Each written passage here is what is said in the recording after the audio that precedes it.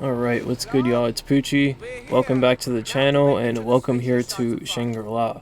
Now, before I get into my thoughts and opinions in today's video, I just wanted to remind you all, if you are enjoying the video at any point, please do be sure to subscribe because I would greatly appreciate it. Now, my thoughts and opinions on Shangri-La, let's go. So, I feel like right off the bat, first off, you just have to acknowledge the setting and atmosphere that we have here on Shangri-La. We find ourselves in a jungle within the Himalayas, and the simplest way I could put it for you was just Shangri-La is a beautiful ass map. I feel like up until this point we had gotten so used to and accustomed to the darkness and grittiness here within the zombies game mode, so to find ourselves in a bright, beautiful, and vibrant jungle was honestly a breath of fresh air. I mean, just look at the visuals alone. You got the trees overhead, you got the temples that we find ourselves within, and that's in the surrounding area. You have the mountains up there in the distance. Like, this was just a visually stunning zombies map, and I know I was blown away as a kid when this map first came out. I was just so, like, stunned by the graphical experience that we had here on Shangri-La. It was just crazy how much better this map looked than all the others that had came out up until this point. I feel like it was easily the prettiest zombies map that we had seen here in Black Ops 1 and in the previous game World at War, but it still holds up insanely well even to this day. Shangri-La is one of the most visually stunning zombies maps we had ever seen, and I just feel like you have to acknowledge that first off. I feel like the visuals and just how vibrant and colorful this map is what you notice first as soon as you load into this map. So I had to give Shangri-La its flowers. But I feel like even more so than that, you just find yourself asking yourself as the player, like, what the heck is going on this map? Now, what do I mean by that? So you load in, right? You spawn in, you think you have instant access to the Pack-a-Punch because it is at the top of the staircase, but you're wrong. You don't have access to it because this bottom bit is inaccessible and you have to figure out how to get that unlocked, right? On top of that, you have these sculptures and structures littered throughout the entire zombies map. You got the monkeys watching over you the entire time. You got the ambient sounds in the background. You have zombies like this that have writings and carvings in its body. And here's the kicker. You open up a door, right? It could be this one or the other side of spawn. And you walk through it, and spikes shoot up out of the ground. And you just ask yourself, what the heck is going on here? And that's just two examples, because the one on the other side, of traps that are littered throughout the playable space. Now, on this side of the map, you can see just beyond this barrier, there's a room filled with mud. And it slows you down as the zombies are actively chasing you, trying to kill you. But there's even more to it. As you're trying to traverse this little room, the walls are collapsing around you. So that's a trap. You traverse this area a little bit further. There's a tight bridge that leads all the way down to a waterfall. And there's a trap within that playable space too. So you just continuously ask yourself, what the heck is going on this zombies map? And I feel like even the loading screen speaks to that as well. If you take a look at it, you have all these temples which look to be sucked in by a tornado. Oh my god, it's really early for you to spawn in, what the heck? But yeah, you have the loading screen with the temples that look to be getting sucked in by a tornado. And then you have a storm on the outside with a bunch of electricity.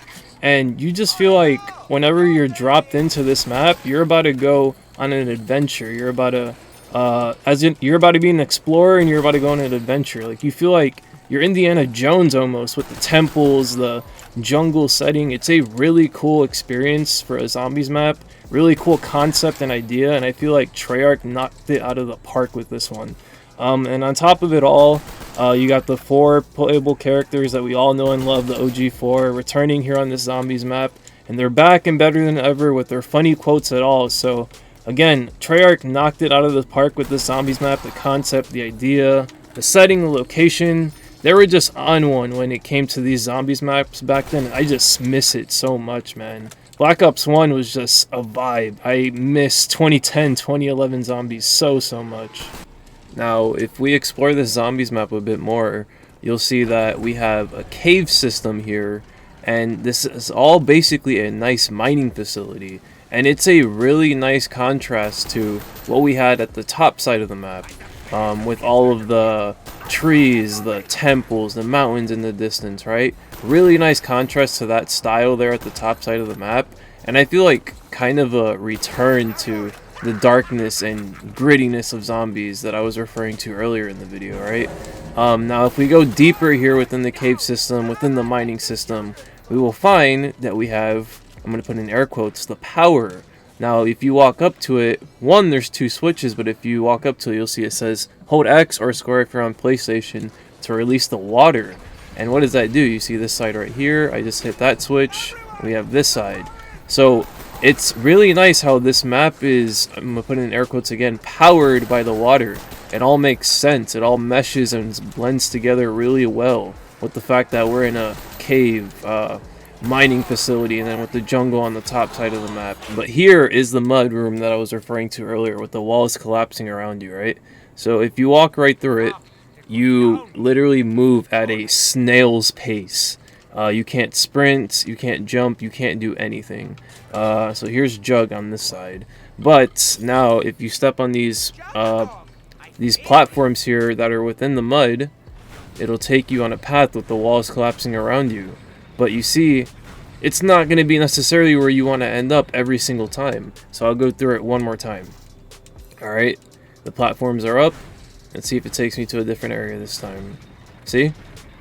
Now if I were to go through it one more time, it may lead me in that direction. So this room right here, very tiny, admittedly, very, very tiny, but it can get you screwed over, it can get you trapped very, very easily.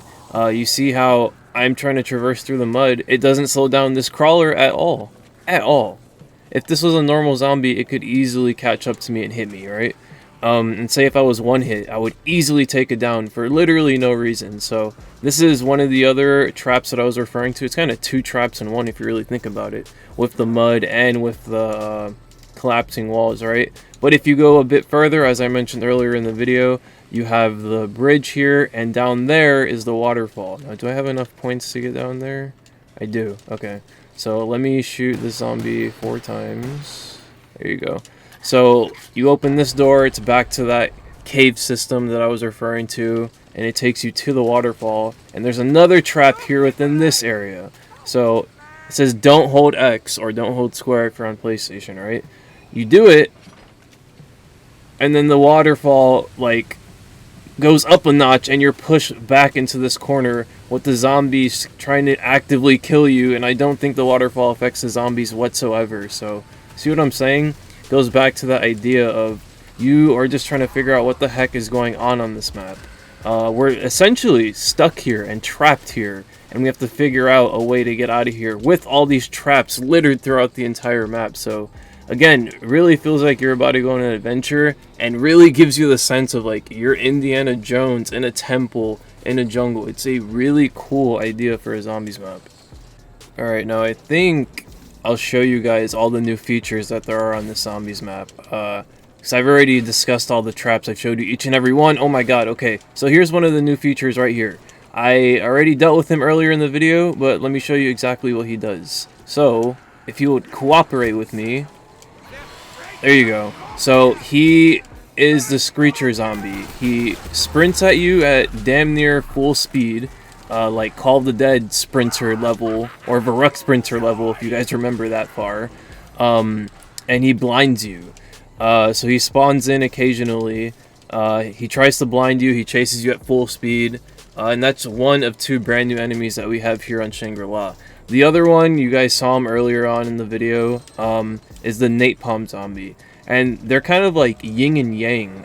They really complement each other nicely. So the Shrieker, he's very weak. He chases you, like I said, sprints at you, yells at you, and blinds you. And the napalm zombie moves very, very slowly. He's really difficult to take out. He has a lot more health, and he deals a lot of damage. So if you get too close to him, he will explode and deal a shit ton of damage. If you don't have Jug and you're too close, he will one-hit you. If you have Jug, he still will deal a significant amount of damage. Say if you take a hit or two, even with Jug, if you're close enough, he'll down you just like that. and he'll just slowly traverse the map until he gets close enough to eventually explode, or if you can take him out. So I feel like both of those enemies complement each other really nicely, and I think they're a good addition on this map. Two unique kind of boss enemies to deal with. Now what's next? I mean, we're standing right here, so we might as well take it. So we have a couple fast travels. So first off, since we're right here, I'll hit this. We have the geysers. If you stand on it for, I think, 1 or 2 seconds, it'll shoot you up to the top side of the map. I have really shitty weapons right now. It'll shoot you up to the top side of the map. Just easy way to get from point A to point B. And then we have this minecart right here. You hold square or X on it, and it takes you to the waterfall. And the cool part about it is the zombies will literally ride with you, and you can see into the power room. You can see into this room right here, and just really easy way to get across the map. Now let me show you the other one. So we touched on the geysers, we touched on the minecart right there, and then the third one is actually right here in this mud room that we were talking about earlier. So if we go this way, which the walls didn't lead us to earlier, we have this water slide here. And it's just a really cool fast travel. Another unique one that Treyarch cooked up, and it matches the theme and aesthetic of this zombies map so much. We're in a jungle, it's powered by water, and one of the forms of fast travel is a literal water slide. Like, tell me that this isn't cool. Tell me with a straight face this isn't cool, bro. And it takes you to the opposite side of the map. So right above us is the minecart. It takes you to the waterfall, right? And then the waterfall, which is close to the water slide, it takes you back to the minecart. So, like, it just makes this map flow so well. And you just get across the entirety of the map so fast with how small it can be in its map design, right? So they knocked it out of the park when it comes to the fast travels, in my opinion. And the geysers are a really nice touch as well. Alright, now I really need to get a decent gun out of the box here. I can't go any further with the HS-10 and a freaking Bowie knife. I will take that. But let's keep going here with these new features, alright? So if we go back here into the power room, we have Spikemores, which are a literal reskin of Claymores, I believe.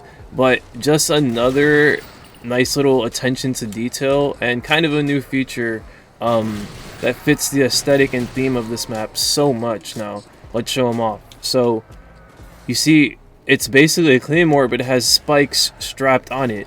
You place it down, and it shoots the spikes out at the zombies. Now, I'm not going to pretend like I know exactly. I'm going to predict that those are like bamboo sticks or something. Like, it fits in with the theme and aesthetic. I'm not going to pretend like I know that it's exactly that, but I'm just going to assume it is because it makes sense to me. So just another really nice touch to the another really nice touch that they added to the zombies map. Oh my god, and there's a screecher, and it just fits with everything so well. Alright, well, little bro didn't take the drop, but here we have the monkeys. Now, they're even more prevalent on this map than they even are on Ascension. They can be very off-putting on that map because they take your perks, but they can also reward you by giving you a perk. And they took the monkeys and just ramped them up a lot on this map. Now, they're not a special enemy like with their own round on this map, but they are very impactful on this map. Now, what do I mean?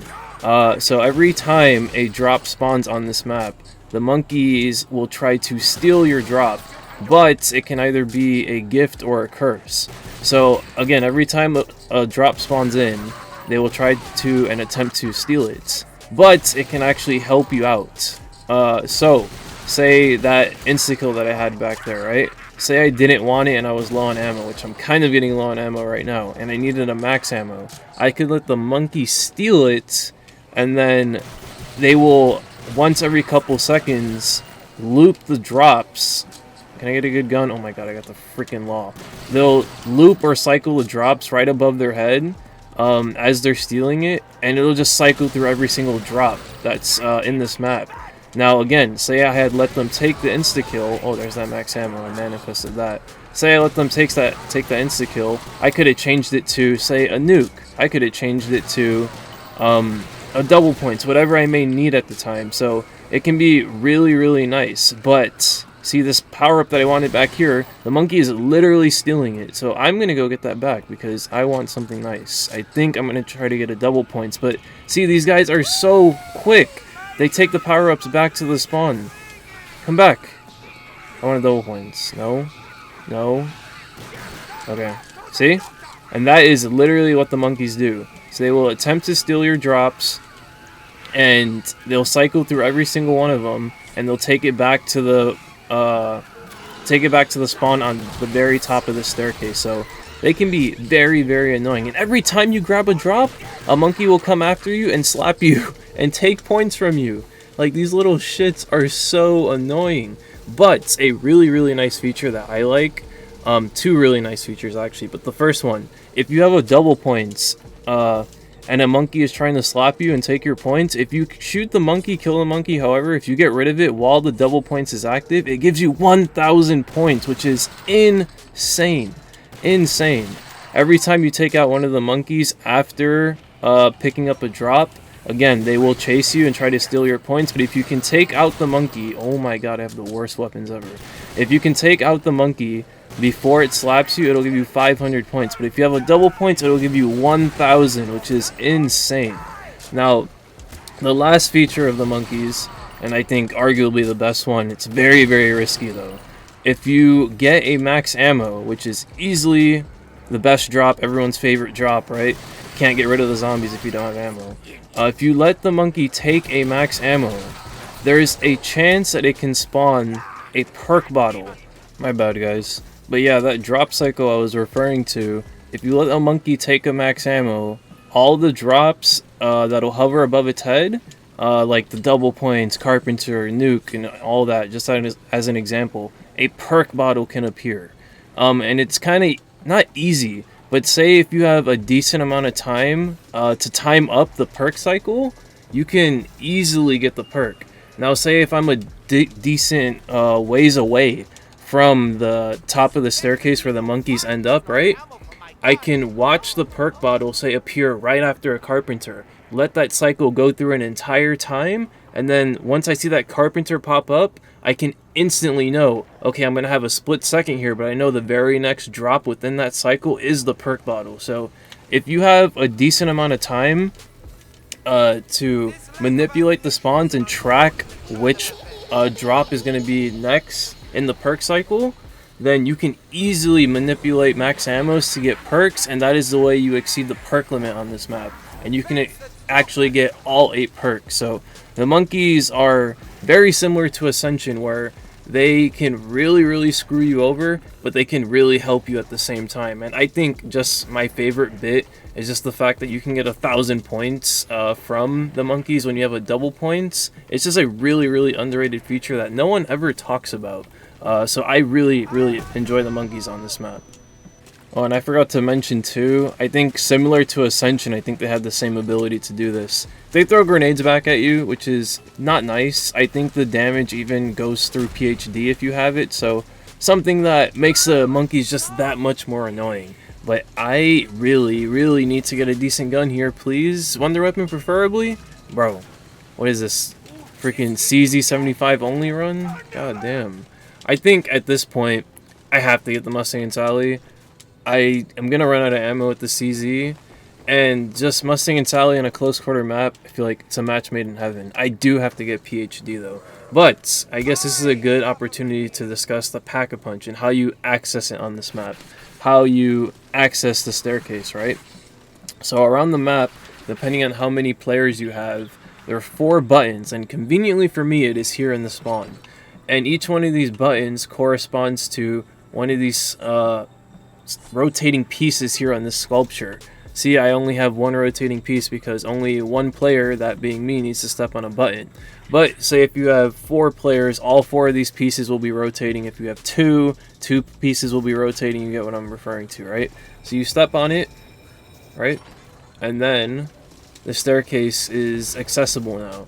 And this is how you reach the Pack-a-Punch machine. It's a really, really nice spot up here too. I feel like being at the top of the temple and the Pack-a-Punch being located here just makes sense, and it's kind of rewarding, right? I feel like this would be such a cool camping spot too, but these symbols right here, whatever you want to call this, it basically shows you your timer. Once it reaches the very top of its track here, the waterfall or water will shoot out of the top of the temple and it will force you to go to the bottom. So unfortunate, this would be a dope camping spot, but still really cool and unique Pack-a-Punch location. But there's two sides to the Pack-a-Punch. Now what do I mean by that? It's a really cool location, and who doesn't love upgrading their weapon, right? But it's really off-putting on this map, and it's part of the reason why a lot of people don't like this map.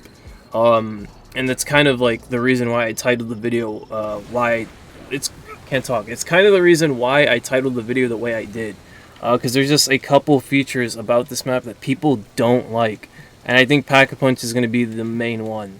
So I mentioned how you have to step on a button for every player that's in the map, right? Well, let me make a crawler. He respawned because of the waterfall. But yeah, you have to step on a button for every player that's present within the zombies map. The difficult part about it is, if you're playing on a public lobby in a public match with 3 random people and they don't have a mic, how are you going to coordinate everyone to step on the button at the same time? You know what I mean? If someone doesn't have a mic, you are screwed. And then even then, if someone does have a mic, they may not want to cooperate with you. Oh, I don't want to step on the button. I don't have enough points to Pack-a-Punch. Why would I want to do that? You know what I mean? So it's just super inconvenient. Say you have 4 people, 2 of you have a mic, 2 of you don't. You're yelling at the people that don't have a mic. Yo, can you step on the button? We're trying to Pack-a-Punch, and it's just this endless cycle of trying to get your teammates to cooperate with you, whether they have a mic or if they don't. They just won't listen, and it's the most frustrating thing sometimes. And it makes Pack-a-Punching on this map so annoying and so tedious, because it's like the easiest process, like in theory, but in practice it's the most frustrating and irritating thing ever. And it's just one of a couple things that put people off when it comes to this map. People don't want to play this map because of the Pack-a-Punch system, and I don't blame them. I mean, it's super inconvenient. It would be nice if, say, you stepped on a button and it would just stay down, and then the rotating piece would stay still, right? Say if one person were to step on all 4 buttons, that would be really nice to accommodate for certain teammates not wanting to listen or cooperate. It's just like, obviously it's hindsight. It's what, 14 years later at this point. There's nothing they could do about it, but I just feel like Treyarch missed it when it came to the Pack-a-Punch on this map. It functions the same as it always does, you know, it gives you badass weapons, but it's just the way you go about accessing it. They didn't hit the mark when it came to the Pack-a-Punch on this map, in my opinion, and a lot of people agree with that as well. So I just got a carpenter right now. Now watch, there's going to be a monkey that tries to come after me, and it's going to give me a free 500 points, which is so nice. Oh my god, I have 2 drops. Nope, never mind, I can't miss this. I'm grabbing that nuke to get the zombies off my back, and I need to get the wonder weapon or ray gun right now. Please. Okay, I'll take that. I will take that. Now, ray gun, monkeys, or wonder weapon, please. Yes, there it is. So here is the wonder weapon on this map, the 3179 JGB, or the baby gun, or I like to call it the shrink ray. This is just one of the greatest wonder weapons of all time, and I'm going to get into all the features right now. Alright, so I went to go get PhD for my Mustang and Sally. Like I mentioned earlier, I kind of need it, especially on this close quarter map. But I say with the wonder weapon here, I say all these features as if it's a really complex weapon. It's really not. So what you do is you shoot a zombie and it turns into a tiny miniature version of itself.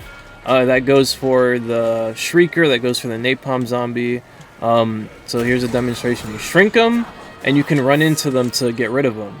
Now, if you run into an entire train of zombies, damn, I could barely see because of the Shrieker. They kind of like fight with you, and I'll show you right now. See how I'm taking the slightest bit of damage and they're like slowing me down just a touch? That's like not the most ideal way to go about it. I'll show you what I like to do. So this is my training spot. It's really, really tight down here, but the shrink ray or the baby gun, whatever you want to call it, makes it so that you're relatively safe for the most part. But I'll show you the way I like to get rid of the zombies. Now, whenever you shoot them, they're basically a one-hit kill, right? So what I like to do is shoot them, toss a Semtex. Okay, I didn't execute that at all. Shoot them. Oh my god, nope, I didn't execute it again. That's not embarrassing. Okay. That was embarrassing, straight up. So what you do, you throw the Semtex first, then shoot the shrink ray, and bam, they're all gone. Whenever you shoot the... Can you die?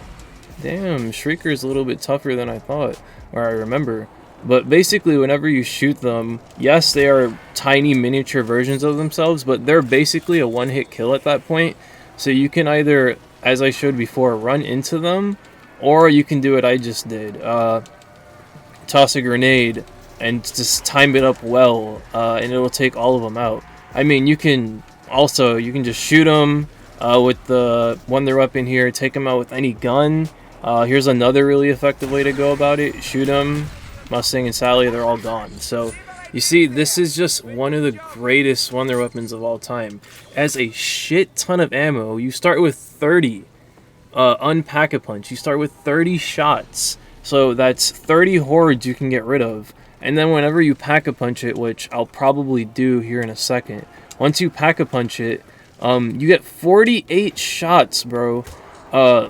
Yes, it's not the most convenient or easy to use Wonder Weapon because the zombies can hit you and slow you down a touch, right? But if you can execute it, this is one of the most effective Wonder Weapons we have ever seen. Oh my god, I'm about to die. I'm just gonna spam the Mustang and Sally here. See, name a better duo than Mustang and Sally with PhD. You can't. You just can't. Alright, let me get rid of this guy. That definitely hurt. Okay, but I'm gonna get through this clusterfuck right now, and I'm going to pack-a-punch, so I will be right back. Alright, here's the button for the pack-a-punch, another one of the locations, and we'll go upgrade the shrink ray baby gun right now. I also picked up stamina while I was away, because with how tight and close quarter this map is, just if I can get that little bit of boost of speed just to get past the zombies, that would help out a bunch. But here we go. We're going to pack-a-punch the Wonder Weapon here, throw it in the machine, and if I remember correctly, like I said earlier, it gets 48 shots, bro. Yeah, the Fractalizer. This is one of the greatest Wonder Weapons of all time. I think easily, like statistically, realistically, or objectively, that's what I was looking for. Objectively, like a top 5 Wonder Weapon of all time. I don't think there's a debate at all. Shit, arguably top 2 or 3. But I'll show it off right now, just how effective it can be. Maybe I'll train over there by the AK-74U, just because there's a little bit more room to work with. Tiny bit, really, but we'll see how this goes. This spot is a lot slower with the spawns, but yeah, that's all of them. Oh no, there's one behind me. But you see? You shoot them, you can run into them, and it just takes out everything. Alright, so I basically discussed all of the features to this map. I showed you guys all of the traps, right? Got the spikes right here, the spikes right there, the mud, the collapsing walls, the waterfall. Showed you guys the Wonder Weapon here, how to get Pack-a-Punch, the fast travel, the new enemies. Now, what is going on here? The story of Shangri-La. So, I'm going to activate this later. Activate this radio. And let it speak for itself. I'll let you guys listen here. The heat and humidity is just excruciating. According to the locals, the temple should be in this mountain range just up this river. Gary, do you hear that? A waterfall. We must be close. Hand me the binoculars. There is a structure up ahead. If this is truly a gateway to Agatha, my work will finally be validated. Brock, I don't think this place is abandoned. Don't be silly. This place has to be thousands of years old. I have found some unfinished carvings around the structures I can't make out. They do not look like... Wait, what is this?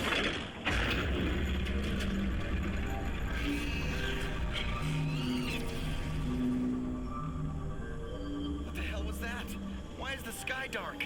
It's an eclipse. We must have... Run!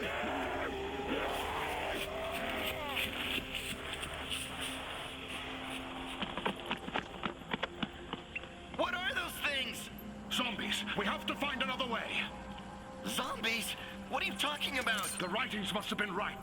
No! Don't touch that! Damn! Take a look around and try to find a way out. I got nothing. We will have to conserve our supplies. Take your shoes off and hand me your socks.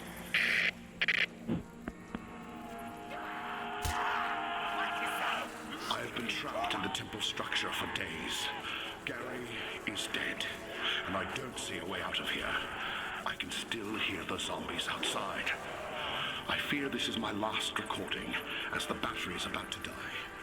And I will soon follow. One thing I can be certain of is that blood...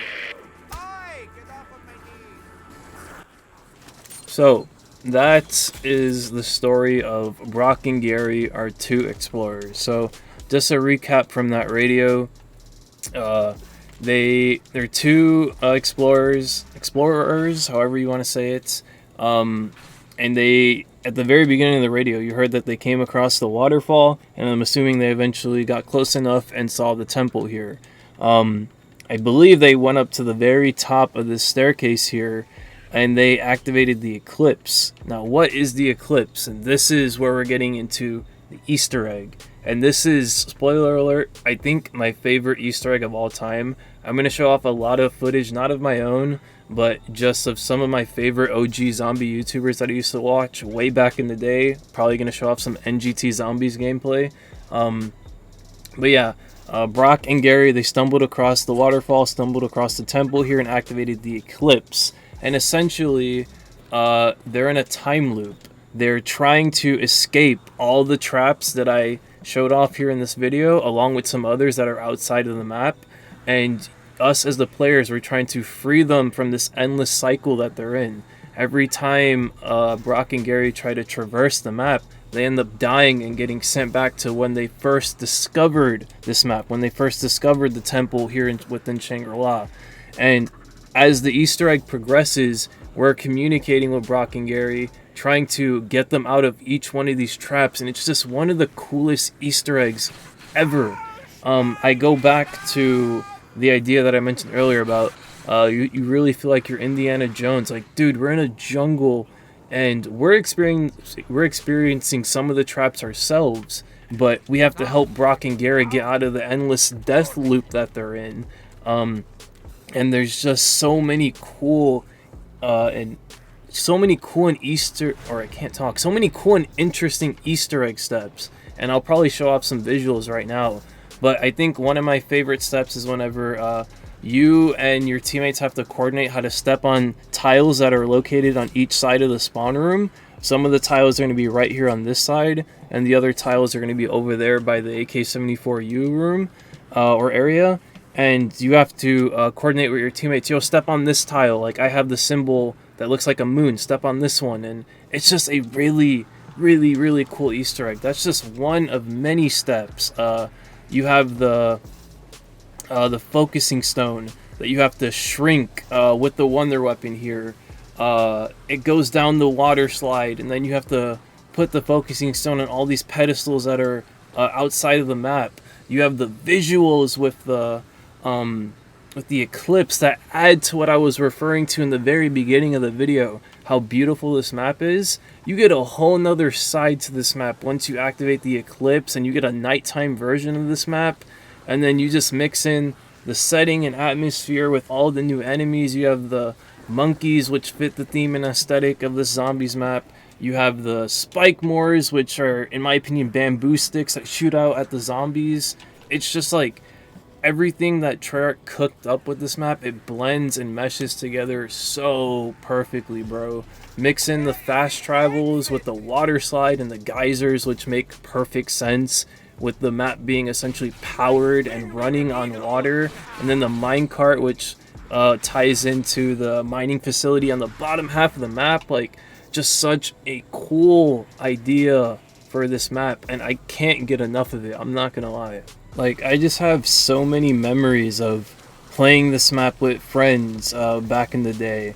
And this is a 4-player Easter egg, by the way. It has to be completed by 4 players. And I just remember every single one of these steps damn near, I feel like. Like the first step, I remember, or the first step to every step, if that makes sense, is holding square on each one of these buttons at the same time, all 4 of the players, right? And that's what activates the eclipse. You have these, what are these called? Bongs, right? That you have to knife so that they can play a tune, and they're all around the map, right? You knife all of them in the right order, and then that's a step in itself. So you can hear the song, you can hear the tune in the background, and that's just adds to like the ambience of the jungle. It just fits so perfectly, right? You have this step right here where you have to break these bamboo sticks. I remember that.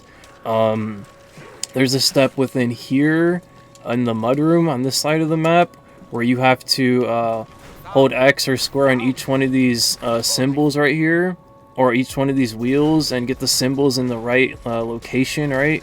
That's a super cool step. I already mentioned how you have to use shrink ray to get the focusing stone. You have to shoot the shrink ray at the focusing stone and it goes down the water slide. That's a really cool step. I mentioned the tile step, which is super cool. Down here, if I can find them, where are they? There's holes within the wall. There you go.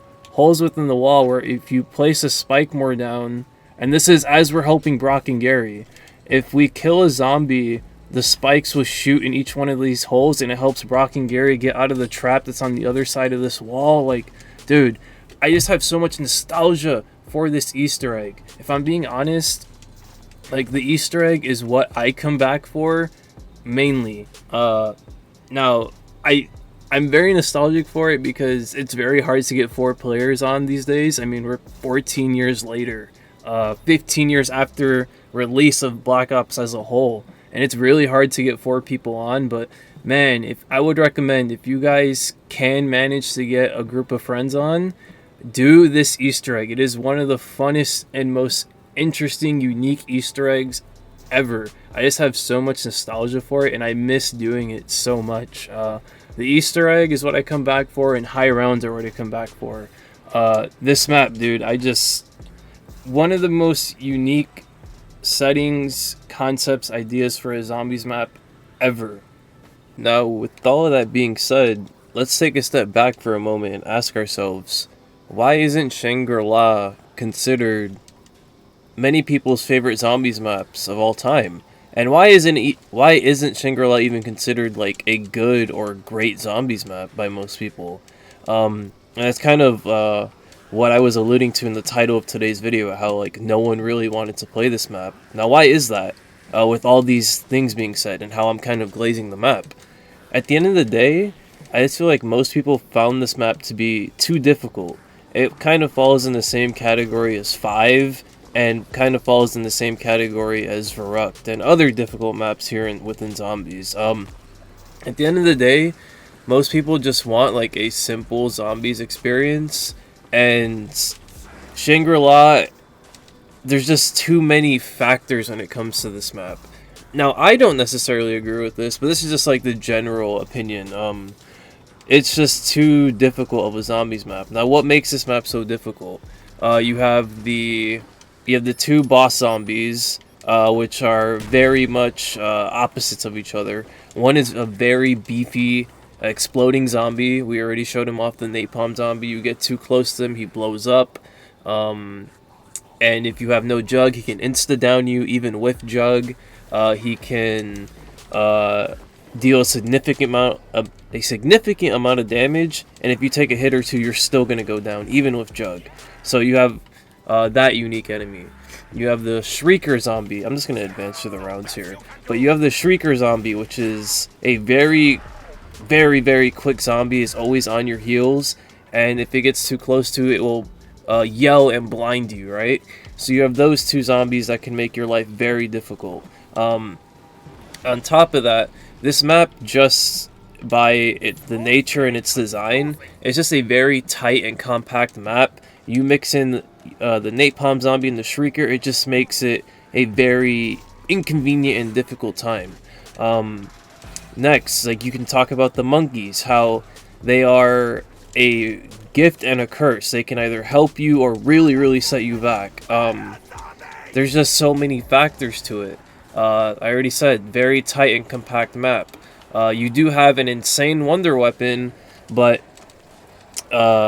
you don't have anything else really at your disposal. There are no traps on this map. Now, oh my god. Okay, I need to stop messing around here. There are no traps on this map, so you really only have the wonder weapon to rely on. And it's more than capable of taking you to high rounds, but it's just the fact that this map is just so tight and compact. I think that's what it boils down to. You really, really, really don't have a lot of room to work with, and I think that's ultimately the deciding factor of why many people don't want to play this map. You don't have a lot of training room at all, and then on top of that, arguably one of the most frustrating pack-a-punches we've ever seen. So it's just all mixes and all blends into a really difficult zombies map. And I think that's why people don't play this map, just straight up. And it's sad because you guys heard how much I just glazed the hell out of this map. I think there's so many unique features to this map. It was just such a good and insane concept that they nailed again. When it came to these older maps, like, they were just dropping bangers back to back to back to back, but I feel like Shangri-La was just slept on and underappreciated, and it's sad that it never really got the love it deserved, you know what I mean? And then on top of that too, I think it's a shame that most people don't even get to experience the Easter egg on this map. Hell, if you can't, think about it, if you can't coordinate as a team how to step on 4 buttons to open up Pack-a-Punch, how the hell can you coordinate your team to press those 4 buttons and spawn to activate the Easter egg, you know what I mean? And you have to do that for every single step. So it's sad that I would say most people, hell, like maybe 75% of players that ever played this map have never experienced the Easter egg, and that's sad to say, man. I feel like this map had so much potential, and the majority of people did not see that potential through. They didn't give this map a chance, and it's sad to say, man. This is one of my favorite maps. Not like one of the greatest of all time in my opinion, but a map that I have a lot of appreciation for. And I feel like the fact that most people don't see the potential in this map, it actually makes me sad, I'm not gonna lie. You never really feel like you're super safe on this map, whereas like, say Kino, you can just train on the stage forever, and you get a max ammo every couple rounds with the dogs. Like, it's just such an easy experience, whereas here on Shangri-La, you're constantly fighting for your life, and it was just a turnoff to a lot of people, and it's sad. But with all that being said, let's discuss where I personally would rank this map in terms of my favorite of all time and where I would place it on my tier list. I feel like a lot of people are going to I feel like it's gonna be a mixed bag where a lot of people agree and disagree with where I'm gonna place it. But let's discuss. So, looking back, I know I placed Mob of the Dead, I can't even talk. Call of the Dead, I'm getting ahead of myself, and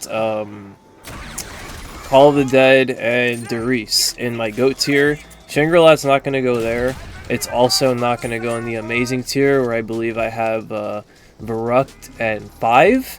But I think it is going to go thus far at the very top of the good tier, above Kino and above Ascension. We've kind of gone through a lot of zombies maps up until this point, so I don't remember it map by map. But for now, I can firmly say it's going to go at the very top of the good tier. I do enjoy this map more than Kino and Ascension these days. I feel like Kino is just, I mentioned it a bunch in that video. You can go check it out if you guys want. I just feel like that map is aged like milk. There's not a lot to do on Kino. I don't think that map is very replayable just because of how simple the gameplay loop is. I feel like you experience all the content within Kino, like within the first 10 rounds, honestly, and there's not much to do on that map after a bit. Ascension, for me, it just boils down to it being too easy. I think it's more replayable than Kino.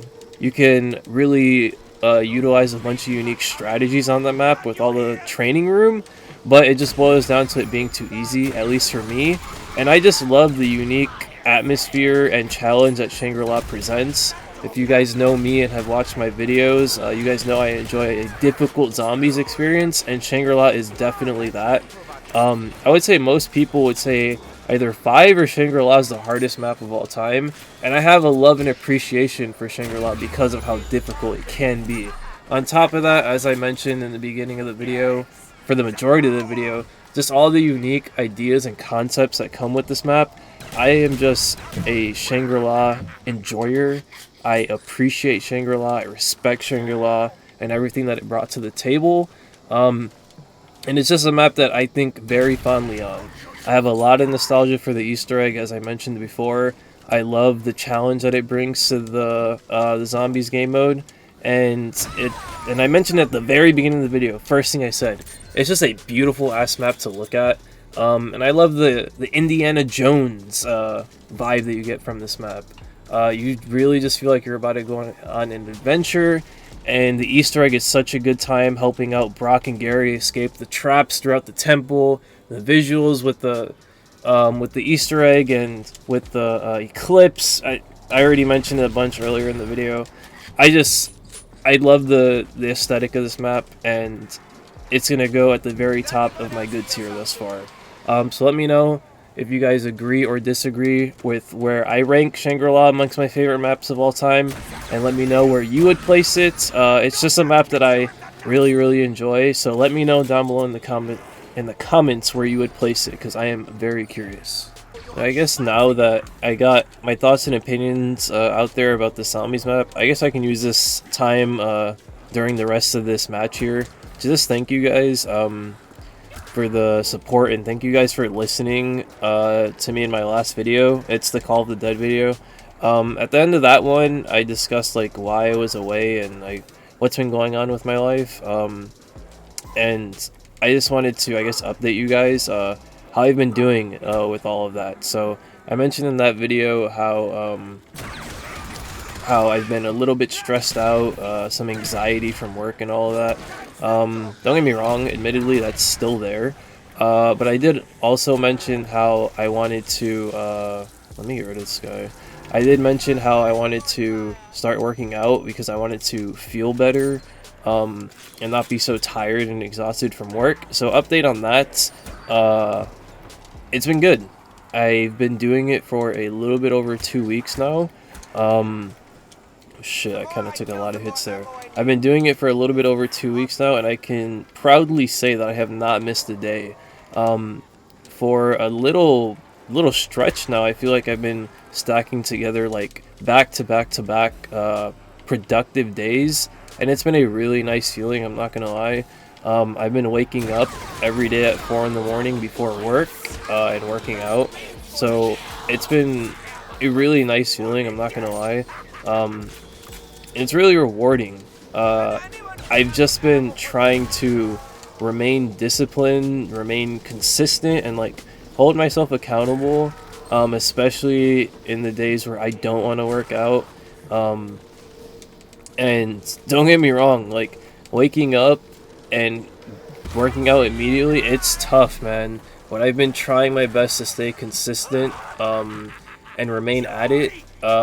Just trying to enjoy the process and the grind of waking up every day and working out. And I'm hoping that I can stay consistent with this, and I'm hoping that I can see results. I feel like once I do, that's just gonna motivate me even more to stick to it, you know what I mean? I feel like the start of any journey is the most difficult, and that's the part I'm trying to beat right now. So like I said, I'm a little bit over 2 weeks in of working out every day, cooking for myself every day, eating healthy every day, and I just feel a lot better mentally because of it. I haven't necessarily seen the results yet, like physically, but I'm doing it more so than anything just to feel better when it comes to my head, and feel better physically, like when I come back from work, you know what I mean?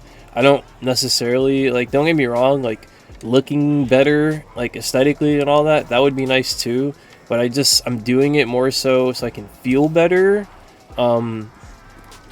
and just be in a better headspace. And so far, it has been early, but so far I can tell you guys that it has been very, very nice to feel productive every day, eat healthy every day, and cook for myself every day. I feel like I have a sense of purpose. I feel like I'm doing something right, and I want to continue to do this moving forward. And I guess I can use these videos to continue to update you guys, for those of you that care to listen, you know what I mean?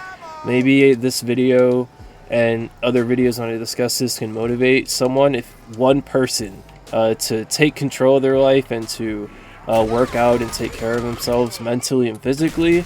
And if it can impact one person, that's a W in my book. So yeah, I guess I will continue to update you guys as I make these videos and as I continue to work out. And we'll go from there. I do my chest and my pecs, right? Or abs and pecs. And then tomorrow will be cardio / rest day, right? The next day will be legs, and I'll tell you right now, leg days are a killer. Like that, doing leg day leaves me sore for days. So I feel like that's the muscle group that I'll see the results like the quickest with first. But yeah, so it's my abs and pecs or chest, whatever you want to call it. Then I rest and do cardio. Then it's leg day, and then again rest and cardio. After that, I do my arms, and then one more day of rest and cardio, and then the last day of the week, I do back and shoulders, which is also a killer workout as well. And I just alternate, just workout, rest. So it works out the way it works out during the week is I'll work out 4 times during the week and rest 3 days, and then like say the next week I'll end up working out 3 days and resting 4 of them. So it's a really nice balance, I feel. I'm very new to this, so if you guys have any feedback, please do let me know, because I want to get better at it at the end of the day, you know what I mean? And I want to see results, so just let me know what you guys do. If you guys have any tips for me, or even if you guys are beginners as well, shit, maybe we can go through this together, you know? I was rambling this entire time and my mic wasn't on. Holy shit. But I was saying, we're almost at the end of this video here. You guys know I play until around 30 or until I die, whichever happens first. But yeah, I took a random BS down, but that's not what I was about to get at. I was talking about like my whole like health journey and trying to work out and take care of myself, right? And I'm going to talk about something, because this is my video at the end of the day, I don't care. I'm going to talk about something else that's completely off topic, but something that I'm really passionate for. So I just hope that one person can relate to this, okay? Completely off topic, sports related. I am a big baseball fan and a die-hard Cubs fan. And I've been watching, like, most of my life. I started watching sports and baseball specifically, like really in depth, like around 2008. So I was around for the really bad years. I was around for the World Series. I've been still tuning in through our rebuild here, from like 2020 to like now, mid 2020s, 2025. And the fact that we're good and relevant again makes me very happy. Don't get me wrong. Oh my god, I can't see. Mustang and Sally is saving me. The fact that we're good and relevant again makes me very happy. But also, the fact that we've been winning the division for like 75-80% of the season, and for our division rival, the Milwaukee Brewers, to just storm right past us has been affecting me mentally. And should I care that much? Because, oh my god, I'm getting slapped around here. Should I care that much, considering that I'm not on the team, I don't play professional sports? Probably not. Shouldn't let it bother me that much, but holy shit. If you're a diehard fan of any team like me, and this is happening to you, like, you guys know the feeling. I just hope one person can relate. And the fact that it's a division rival, bro. We've been winning the division, again, for like 75-80% of the season. And to see Milwaukee, or the Brewers, go on this historic run, like literally win a franchise record of games in a row, has been so sickening as a Cub fan to watch. Like, we were winning the division the majority of the year. We start playing mediocre baseball, like win-loss every other game for like a month and a half, 2 month stretch, and just like that, I feel like in a blink of an eye, with us playing very mediocre for a long stretch of time, and Milwaukee playing out of their mind, not only did we lose the lead in the division, it's kind of gone. We've been like 5 or so games back for a little bit now. I'm currently recording this video on August 21st, and we're currently 7 games back, and I feel like that's too late or too big of a gap to close between now and the end of the season. So I'm kind of devastated, I'm not gonna lie. Again, I'm grateful because the Cubs are good and relevant again, but the fact that we had the division in our hands for a majority of the season and it's just gone just makes me very, very sad. And we're kind of just fighting for our lives in the wild card now. So I just hope one person can relate to what I'm going through right now. I'm just really, really passionate about sports, and I've been sharing my life a bit here in these videos. So I didn't mind sharing that. I just hope one person can relate, because I'm going through it right now. I really am. I'm not going to lie. Oh my god. I can't see. Okay, I'm good. I'm good. Let me stop rambling about sports. I'm fucking playing zombies here. But we are here on round 29. You guys know how I do it. I just play until round 30 or until death, whichever happens first. And looks like we're here at the end of the video. So just a little recap. Shangri-La is one of the most beautiful maps of all time. It's one of the most unique concepts for a zombies map we've ever seen. There's just so much mystery to this map, and it correlates to a really, really fun and interesting Easter egg. You have a lot of cool and unique new features on this map, being the enemies, and it's really cool how they're contrast of each other. Like, one's super fast and kind of weak, the other one's bulky and slow but very menacing. You have very cool and unique fast travels. You got the Indiana Jones vibe going on this map. It's just a good time, a unique setting and atmosphere for a zombies map, and it's a difficult one that puts people off, but for someone like me, I love the difficulty that it brings. And Shangri-La at the end of the day is just a map that I think very fondly of, and it's just a good map in my opinion, a very good map, and I enjoy it a lot. Let me know if you guys agree or disagree with my thoughts and opinions on Shangri-La. Let me know where you would place it amongst your favorite zombies maps of all time, and let me know if you guys enjoyed the video. I'm gonna call it there. We're on around 30, so be sure to drop a like, subscribe, comment, all that good stuff, and hopefully I will see you guys soon for the next zombies map, that one being Moon. See you guys.